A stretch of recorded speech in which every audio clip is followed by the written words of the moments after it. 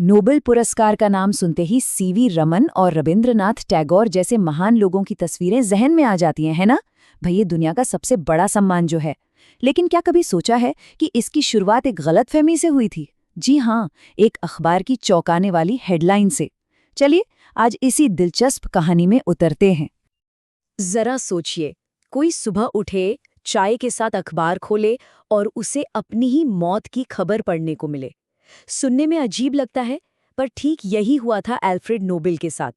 असल में उनके भाई की मौत हुई थी, पर एक फ्रांसीसी अखबार ने गलती से उनका मृत्युलेख छाप दिया और हेडलाइन, मौत का सौदागर मर गया।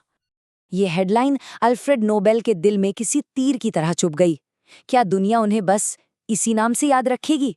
बस इसी एक सवाल ने सब कुछ बदल कर रख दिया। तो चलिए देखते हैं कि कैसे डायनामाइट बनाने वाले वही हाथ दुनिया में शांति और तरक्की फैलाने का जरिया बन गए। देखिए, अल्फ्रेड नोबेल कोई मामूली इंसान नहीं थे। वो एक ब्रिलियंट इंजीनियर और आविष्कारक थे। उनके नाम पर एक दो नहीं बल्कि पूरे 355 पेटेंट थे, जिसमें डायनामाइट भी शामिल था। इन आविष्कारों ने उन्हें बेइंतहा अमीर बना दिया, लेकिन उन्हें ये बिल्कुल मंजूर नहीं था कि इतिहास उन्हें मौत के सौदागर के तौर पर याद रखे। इसलिए उन्होंने एक ऐसा कदम उठाया जिसने पूरी दुनिया को सचमुच हैरान कर दिया। उन्होंने अपनी वसीयत बदल दी और अपनी कुल संपत्ति का 94%, जी हाँ 94%, इंसानियत की भलाई के लिए पुरस्कारों की स्थापना में लगा दिया। तो ये तो साफ है कि नोबेल पुरस्कार का जन्म एक इंसान की अपनी विरासत बदलने की इच्छा से हुआ। लेकिन सवाल ये है कि ये इतना प्रतिष्ठित, इतना रिस्पेक्टेड बना कैसे? आखिर इसमें ऐसी क्या खास बात है जो इसे दुनिया के बाकी अवार्ड से एकदम अलग खड़ा करती है? इसका जवाब छिपा है इसकी बेहद सीक्रेटिव और सख्त सिलेक्शन प्रोसेस में। देखिए, एक बात समझनी होगी, नोबेल पुरस्कार के लिए कोई अप्लाई नहीं कर सकता। ये कोई रियलिटी शो नहीं है। ये तो किसी जासूसी फिल्म जैसा है जो पूरे 1 साल तक चलता है। नोबेल समिति बड़ी खामोशी से दुनिया भर के करीब 3000 टॉप एक्सपर्ट्स को चिट्ठी भेजती है और उनसे नाम मांगती है। फिर उन हजारों नामों में से लगभग 300 को शॉर्टलिस्ट किया जाता है।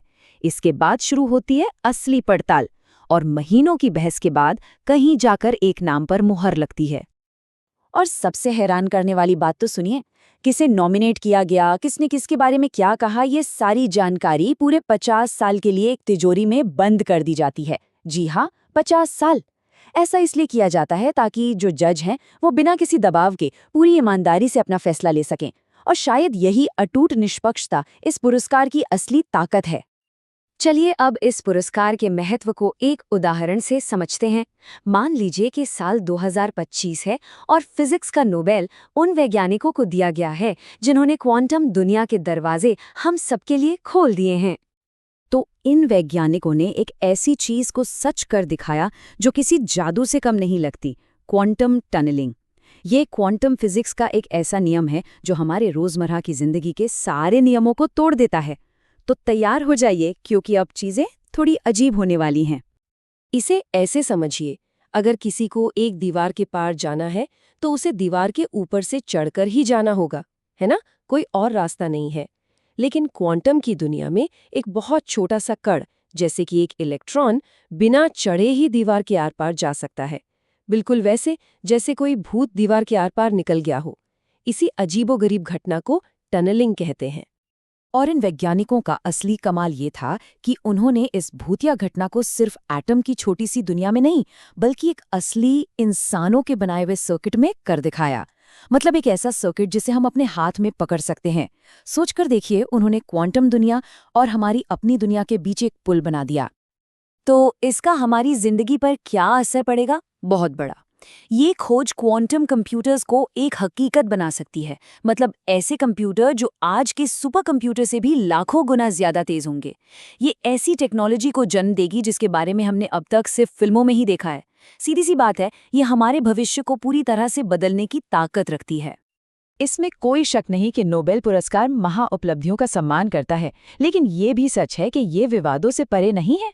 तो अब हम पुरस्कार से जुड़ी प्रतिष्ठा, इसकी प्राइज मनी और इससे जुड़ी कुछ गंभीर समस्याओं और आलोचनाओं पर भी एक नजर डालेंगे।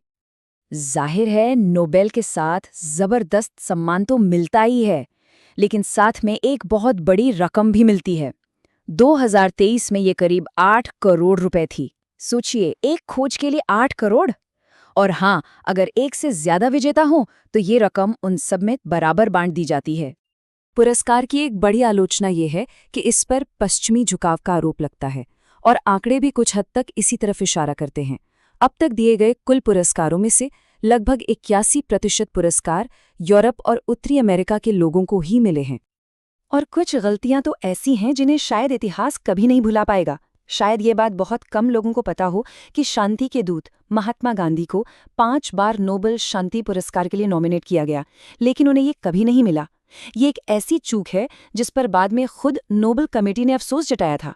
इसी तरह न्यूक्लियर फिजन की सह खोज करने वाली लिसे मेटनर को नजरअंदाज कर दिया गया और अवार्ड उनके पुरुष सहकर्मी को दे दिया गया। वहीं कुछ विजेताओं के नाम पर भी गंभीर विवाद हुए हैं। जैसे हेनरी किसिंजर को शांति पुरस्कार दिए जाने पर इतना बवाल हुआ कि कमेटी के 2 सदस्यों ने इस्तीफा दे दिया था।